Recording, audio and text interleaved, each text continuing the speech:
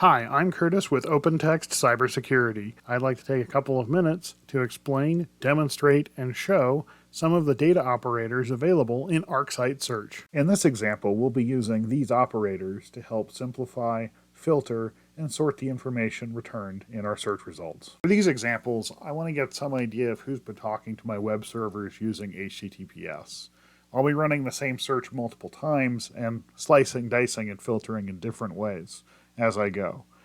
So for this first time, I've got all my data about destination port 443, and now I want to break this down using my top commands, which will allow me to look at the most common values for different fields. So first, I'm going to take my top name. I want to see my category outcomes. I want to know what devices are reporting these issues or reporting these events. I want to know about the source address, obviously, where is it coming from, and destination address, where is it going? And then I execute my search.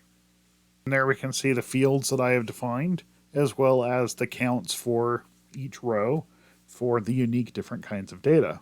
For my second search, as I try to manage this information, I now want to see kind of the inverse, in that I want to see the bottom 5 hosts. Who's talked to the least in my environment? And finally, I want to be able to do some math operations on how much traffic is coming into and going out of my environment. So I'm going to use my chart instruction to do some math. I want to do sums of bytes in. Call that column total bytes in.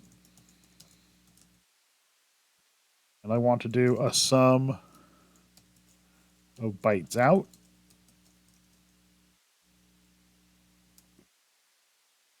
This total bytes out.